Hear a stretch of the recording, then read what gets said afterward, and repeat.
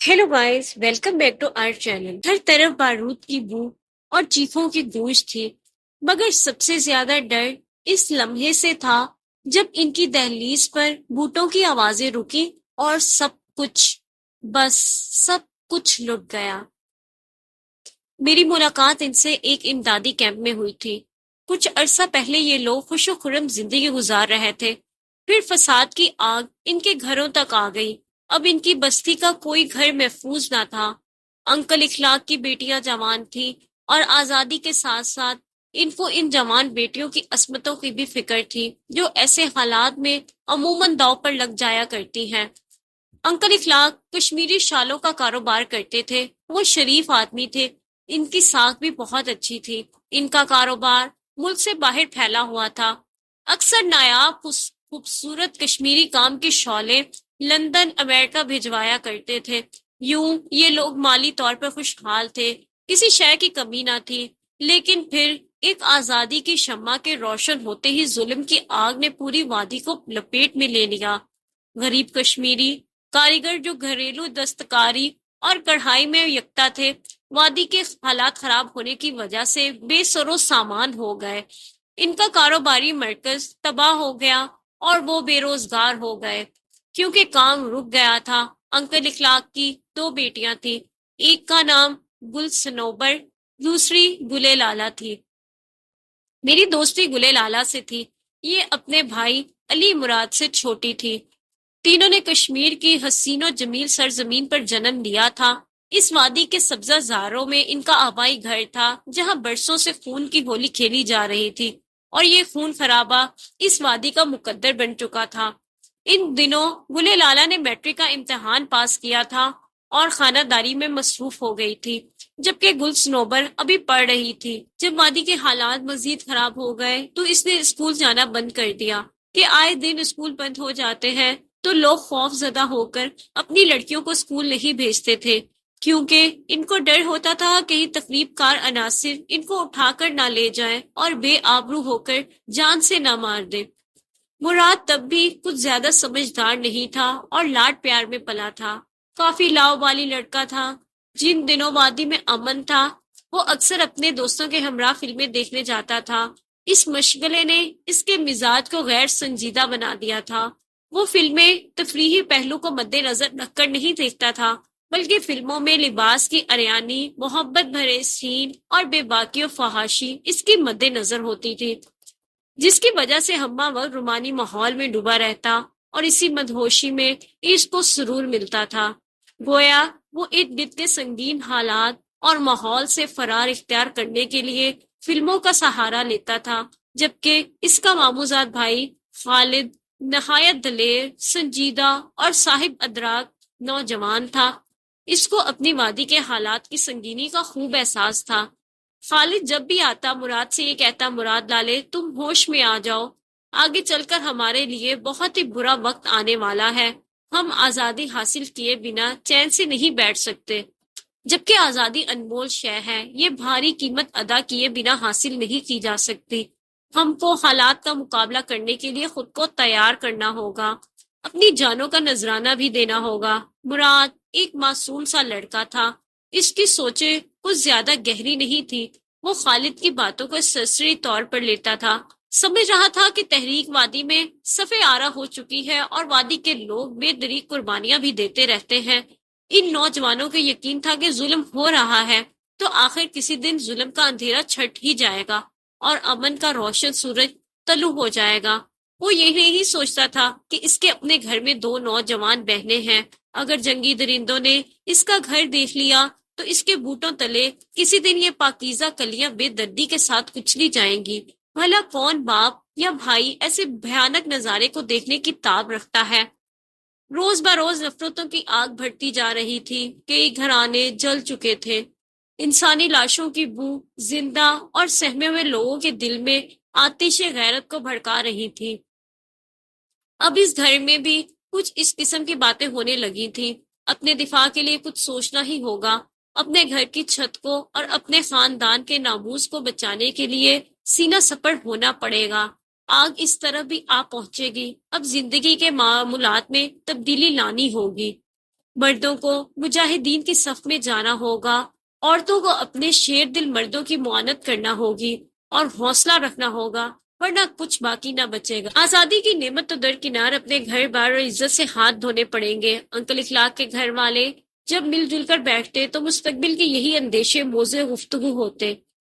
خالد مجاہدین کی صف میں اسی سبب شامل ہوا اور مراد نے سوچا کہ اس کو بے فکر اور کلنڈر دوستوں کی ٹولی کو اب خیر آباد کہنا چاہیے اور اپنے فرائض کو پہچان کر اس تحریک میں شامل ہو جانا چاہیے، کیونکہ دن رات فائرنگ، گولیوں کی تتراہٹ، گھروں کی تلاشی، آخر یہ سب اس کے نظروں کے سامنے ایک دن دل دہلا دینے والی حقیقت ہی تھی کہ جس کی زد میں کسی بھی وقت اس کا گھرانہ بھی آ سکتا تھا۔ گل صنوبر کی منگنی اس کے ماموزاد بھائی خالد سے ہوئی تھی۔ اس کو اپنے منگیتر سے بے حد محبت تھی۔ خالد محبت کے لائق بھی تھا، وہ ہر لحاظ سے نیک طبیعت کا آدمی تھا۔ انکل اخلاق چاہتے تھے کہ صنوبر جلد از جلد اپنے گھر کی ہو جائے تاکہ ایک بیٹی کے فرض سے تو سبکدوش ہو جائیں۔ وہ اس بارے میں کئی بار خالد کے والد سے اصرار کر چکے تھے، چاہتے تو وہ بھی یہی تھے کہ صنوبر جلد بہو بن کر ان کے گھر آ جائے، لیکن یہ سوچ کر شادی کی تاریخ ابھی تک نہ رکھی گئی کہ خالد کی ہمدردیاں اب ان کشمیری نوجوانوں کے ساتھ تھیں کہ جو رائے شماری کے حق میں تھے، اسی وجہ سے ماتوب ہو گئے تھے کہ ان کے گھروں کی تلاشی لی جاتی تھی۔ کسی بھی وقت وہ موت کے گھاٹ اتارے جا سکتے تھے، جبکہ مراد کا تعلق لاوالی نوجوان گروپ سے تھا۔ وہ ان کی دلہن بنی بہن کو کسی صورت نقصان تو پہنچا سکتے تھے۔ بھارتی فوجیوں نے ایک دو بار مراد کی انکوائری بھی کی اور ان کو اطمینان ہو گیا کہ نوجوان کسی قسم کی آزادی کی جدوجہد میں یا کسی بھی تحریک کی سرگرمیوں میں شامل نہیں ہے۔ تاہم اب تو پوری وادی کا ماحول ہی ایسا بن گیا تھا کہ ہر وقت ہر گھر پر خطرے کی گھنٹی لٹکتی رہتی تھی۔ اب ہر گھر ہی ان کو مشکوک لگتا تھا، خواہ ان کی ہمدردیاں تحریک آزادی والوں سے ہو یا نہ ہو۔ ایک دن پھر اس محلے کا بھی محاصرہ ہو گیا جہاں انکل اخلاق کا گھر تھا۔ مراد گھر پر تھا، وہ محلے کے دوسرے نوجوانوں کے ساتھ مراد کو بھی لے گئے۔ کچھ نوجوانوں کو انہوں نے نامعلوم مقام پر پہنچا دیا اور مراد کو مار پیٹ کر سڑک پر پھینک گئے۔ اب انکل کے گھر میں خطرے کا الارم بج گیا تھا، ان کی بری حالت تھی۔ فوراً خالد کے والد کو بلوایا اور کہا، بھائی صاحب جلد تم میری بیٹی کی رخصتی لو، یہ آپ لوگوں کی امانت ہے، ایسا نہ ہو کچھ ہو جائے۔ میں تمہاری امانت کی حفاظت سے اب قاصر ہوں۔ یہاں تو ہم سبھی اب مشکوک ٹھہرے، چاہے کسی بات میں شامل ہو یا نہ ہو۔ ان کے بوٹوں نے ہمارے گھر کا رستہ ناپ لیا ہے، کسی بھی وقت ہم پر ناگہانی کوئی مصیبت ٹوٹ سکتی ہے۔ بہنوئی کو اس قدر پریشان دیکھ کر ولید صاحب نے شادی کی تاریخ رکھ دی۔ یوں دونوں گھرانوں میں اندر اندر شادی کی تیاریاں ہونے لگی۔ اب انتظار تھا تو خالد صاحب کا، جو مراد کو ناگہانی بنا قصور مار پیٹ کا نشانہ بنایا گیا تھا، تو خالد کے دل میں ایک نئے جذبے اور نئی سوچ نے سر اٹھایا۔ اس نے اپنے جیسے خوف زدہ نوجوانوں کی ایک نئی جماعت بنائی جس کا مشن کشمیری ماؤں بہنوں بیٹیوں کی عزت پر اپنے جان قربان کر کے ان کی حفاظت کرنا تھا۔ اس معاملے کی اس کے گھر والوں کو بھی خبر نہ تھی۔ ان نوجوانوں نے اپنے گھروں میں اپنے عزم کی ہوا نہ لگنے دی اور کچھ عرصے کے لیے روپوش ہو گئے۔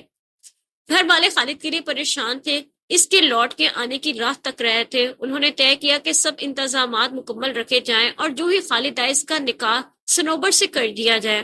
خالد کی آمد کی اطلاع اس کے ایک دوست نے گھر والوں کو دی کہ وہ آ گئے ہیں، سوموار شام کو آ جائے گا۔ گھر والوں نے اسی دن نکاح کا وقت مقرر کر دیا اور قاضی صاحب کا بھی انتظام کر لیا۔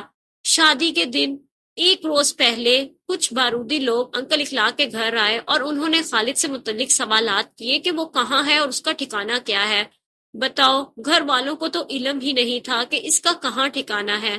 تب انہوں نے گھر کی تلاشی لی اور ان کی نظر گھر کی سب سے قیمتی چیزوں پر پڑی۔ یہ گلے لالا اور گلے صنوبر تھی جنہوں نے خود کو چادروں میں چھپایا ہوا تھا۔ انہوں نے انکل اور مراد کو کمرے میں بند کر دیا اور لڑکیوں کے سروں سے چادریں اتار دی۔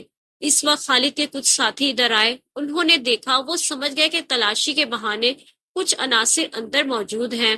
انہوں نے لڑکیوں کی چیخوں پکار بھی سنی تو اپنے قدم روک نہ سکے۔ بھاری بوٹوں والے مرد نے ان ناتماں اور خوف سے کانپتی لڑکیوں کو گھیرے ہوا تھا۔ وہ یہ برداشت نہ کر سکے۔ ان نوجوانوں نے لڑکیوں کی طرف بڑھتے ہوئے اپنے ہاتھوں کو روکنے کے لیے پیش قدمی کی اور جب انہوں نے ان کو بندوقوں کے بٹ مارے تو یہ بھی ان سے نہتے ہونے کے باوجود بھیڑ گئے۔ لگتا تھا کہ اپنی بہنوں کی عزت بچانے کی خاطر ان کو اپنی جان کی پرواہ بھی نہیں رہی تھی۔ ان نوجوانوں میں سے ایک نے اس کمرے کی کنڈی کھول دی جس میں انکل اخلاق اور مراد بند تھے، وہ بھی باہر آ گئے۔ شور پر محلے کے کچھ نوجوان بھی باہر نکلے۔ ان میں سے ایک نے کسی کو فون کیا تو کچھ مجاہد نوجوان مدد کو آ پہنچے۔ جب ان لوگوں کی تعداد زیادہ ہو گئی تو مسلح بارودی افراد جو تلاشی لینے کے بہانے گھر میں گھس آئے تھے، کشمیری نوجوانوں کو زخمی کر کے باہر نکل گئے اور اپنی جیپوں پر سوار ہو کر چلے گئے۔ اب مراد کو ہوش آ گیا کہ یہی وہ قیامت کی گھڑی تھی جس کے بارے میں خالد اس کو جتلایا کرتا تھا۔ اب اسے سنگینی کا احساس ہوا کہ یہ وقت اس کے سر پر آ چکا تھا کہ غیر مردوں کے بے رحم ہاتھوں نے اس کی بہنوں کی چادریں اتار کر ان کی تلاشی کے بہانے بے حرمتی کی تھی۔ آج مراد کی آنکھوں میں خون اترا ہوا تھا۔ اس نے قسم کھائی کہ وہ بھی اس گروپ میں شامل ہو کر جان فروشی سے اپنی وادی کی بہنوں اور ماؤں کی عزت کی حفاظت کا فریضہ انجام دینے کے لیے سر سے کفن باندھ لے گا۔ اگلے دن صنوبر کی مہندی کی رسم تھی اور خالد کا انتظار تھا۔ ماموں کے گھر سے اندیشہ آیا کہ خالد آ گیا ہے۔ مہندی کی رسم کیا ہوتی؟ روتی دھوتی دلہن کے ہاتھوں میں مہندی لگائی گئی کہ بغیر حنا کے رنگ رچائے دلہن دلہن نہیں لگتی، مگر آج صنوبر کے والدین کے دلوں پر خوف کی بجلی کڑک رہی تھی۔ تمام رات گھر کا کوئی فرد بھی نہ سو سکا۔ یا اللہ، یہ کیسی شادی تھی اور کیسا شگن تھا جہاں خوشیوں کی کہکشاں کے بجائے خوف کے پر اسرار سائے در و دیوار پر رینگتے محسوس ہو رہے تھے۔ یہ شادی والا گھر تھا یا موت کی پرچھائیاں سایہ فگن لگتی تھی۔ خدا خدا کر کے رات گزری اور اگلے دن دلہا کے چند دوستوں کے ہمراہ اس کا والد اپنے بیٹے کی بارات لے کر آ گیا۔ صنوبر کو دلہن بنایا گیا کہ اس کا دلہا بھی اس کو لینے کو آنے والا تھا۔ وہ بارات کے ساتھ یوں نہ آیا کہ اس طرح اس کو گرفتار کرنا آسان ہو جاتا۔ یہاں تو 4 افراد سے زیادہ لوگ اکٹھے چل پھر نہیں سکتے تھے۔ خالد نے شادی کا جوڑا نہ پہنا بلکہ پرانے سے کپڑے پہن لیے، سر پہ ٹوپی رکھی اور سبزی فروشوں کا روپ دھار کر دلہن کے گھر کی طرف چل پڑا۔ جانتا تھا کہ اس کے پیچھے جاسوس بھی ہو سکتے ہیں۔ دل دھڑک رہا تھا جیسے اس کو پکڑے جانے کا خوف زیادہ ہو۔ اچانک زوردار دھماکہ ہوا اور ایک جانب سے فائرنگ شروع ہو گئی۔ بھاری بھرکم جیپوں نے چشم زدن میں اس کو آ لیا اور پکڑ کر ساتھ لے گئے۔ یہ گرفتاری دلہن کے گھر سے چند قدم پر ہوئی تھی۔ دھماکے پر مراد باہر نکل آیا۔ اس نے خالد کو سپاہیوں کے گھیرے میں دیکھا اور اس کو چھڑانے کو آگے بڑھا۔ تب انہوں نے اس کو بھی زد و کوب کر کے سڑک پر دھکا دے دیا اور راستے میں گرا کر چلے گئے۔ صنوبر کا دل صدمے سے بند ہونے لگا۔ اس کو غم سے سکتہ ہو گیا۔ خالد کے والد انکل اخلاق اور اس کی بیوی کی حالت ناگفتہ تھی۔ صنوبر اور لالا کا حال بھی برا تھا۔ رو رو کر حواس کھو چکی تھی۔ گھر ماتم کدا بن گیا تھا۔ جہاں شادیانے بجنے چاہیے تھے وہاں چاروں طرف ہولناک چیخوں کی آوازیں آ رہی تھی۔ وہ خالد اور اس کے ساتھیوں کو سخت اذیت دے رہے تھے اور کچھ گلوانے کی کوشش کر رہے تھے۔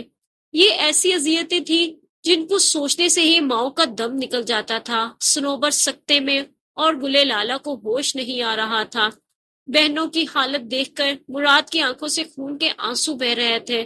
رات گئے گھر کے مرد خالد کی کھوج میں نکلے اور ان کو اس کا زخموں سے بھرا چور چور بدن کانٹے بھری جھاڑیوں کے نزدیک سخت سردی میں بھرنا پڑا تھا۔ وہ ظالم اس کو اپنی دانس میں مردہ سمجھ کر پھینک گئے تھے، مگر خدا نے اس کو بھی زندہ رکھنا تھا۔ جب مراد اور انکل نے اس کو سیدھا کیا تو پتا چلا اس میں جان باقی ہے۔ انہوں نے اس کو گرم کپڑوں میں لپیٹا اور گھر لے آئے۔ تمام رات تیمارداری کرتے رہے۔ قریب ہی ایک مسلمان ڈاکٹر رہتا تھا، اس کو لائے اور طبی امداد کی درخواست کی۔ صبح کہیں خالد کو ہوش آ گیا، مگر اس کو تکلیف اس قدر تھی کہ وہ بات کرنے کے قابل نہ تھا۔ 1 ماہ کی دیکھ بھال کے بعد وہ کہیں پاؤں چلنے کے قابل ہوا۔ اچانک ایک روز اس کے ایک دوست نے آ کر بتایا کہ تلاشی والے ایک بار پھر اس کے گھر گئے تھے۔ اس بار انہوں نے اس کے بوڑھے والدین کو ہی ٹھکانے لگا دیا تھا۔ خالد کا جسم غصے سے کانپتا رہا، لیکن وہ ان صفاک ہاتھوں کو روکنے کے قابل نہ تھا کیونکہ وہ معذور ہو چکا تھا۔ صنوبر کی ماں اپنے بھائی ولید اور ان کی بیوی کی شہادت کا سن کر دیواروں سے سر ٹکرانے لگی۔ خالد نے شکستہ لہجے میں ان کو صبر کی تلقین کی۔ مراد نے کہا، خالد بھائی، اب میں آپ کی جگہ لوں گا اپنے ماموں اور ممانی کی موت کا بدلہ لوں گا۔ نہیں، تم نے کسی کا بدلہ نہیں لینا، تم نے بس اپنی بہنوں کی حفاظت کرنی ہے۔ ایک دن مراد نے کہا، امی سنوبر کو دلہن بنا دینا، میں آج قاضی صاحب کو لے آؤں گا اور خالد بھائی سے اس کا نکاح کروا دوں گا۔ وہ معذور ہو گیا ہے تو کیا ہوا، میں اس کا سہارا بنوں گا۔ آگ کے دریا سے گزر کر وہ گھڑی آ ہی گئی جب خالد اور سنوبر کا نکاح ہو گیا اور دونوں رشتہ ازدواج میں منسلک ہو گئے۔ خالد کا صحرا دیکھنا اس کے امی ابو کے نصیب میں نہیں تھا، جس کا خالد کو بہت دکھ ہو رہا تھا۔ اس اہم موقع پر اس کو دعائیں دینے والے موجود نہیں تھے۔ اب خالد اور مراد رات دن آزادی کے خواب دیکھنے لگے۔ وہ اب مظلوموں کی مدد سے باز نہیں رہ سکتے تھے، ان کا مشن جاری تھا۔ ایک روز جب مراد گھر سے باہر گیا تو وہ واپس نہ آیا، اور جب اس کو لایا گیا تو وہ بھی چلنے پھرنے سے معذور تھا۔ اس کی دونوں ٹانگیں ٹوٹی ہوئی تھی۔ اب گھر میں ایک کے بجائے دو معذور مرد تھے، جبکہ کفالت کا سارا بوجھ انکل اخلاق کے بوڑھے کندھوں پر آ گیا تھا۔ ان کا کاروبار تو کب کا ٹھپ ہو چکا تھا۔ وہ اونے پونے اپنی جائیداد بیچ کر سرحد پار پناہ لینے پر مجبور ہو گئے تھے، کیونکہ دو جوان بیٹیوں کا بوجھ بھی تھا۔ ان کی عزت بچانے کی فکر ان کو دیمک کی طرح چاٹ رہی تھی۔ جب وہ ہجرت کی غرض سے آزاد کشمیر کی سرحد تک پہنچے تو مقبوضہ آبادی سے ایک گولی سنسناتی ہوئی ان کے لگی اور وہ وہی ڈھیر ہو گئے۔ اس کے بعد بھی گولیاں چلی، یہاں تک کہ دونوں معذور نوجوان مراد اور خالد اپنے خالق حقیقی سے جا ملے۔ سرحد پر ان شہیدوں کا خون بکھر گیا۔ پناہ کے طالب اس گھرانے سے مردوں کا سایہ اٹھ گیا، بس تنہا عورتیں باقی رہ گئیں۔ اسی وقت گولیاں برسانے والے ان کے سروں پر آ پہنچے۔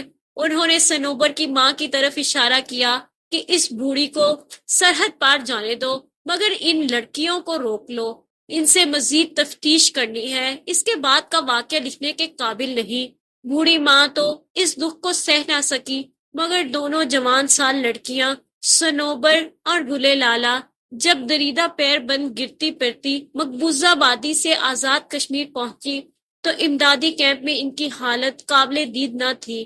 وہاں موجود نرس اور ڈاکٹر نے ان کی کافی مدد کی، مگر ایک مدت تک ان کے حواس بحال نہ ہو سکے۔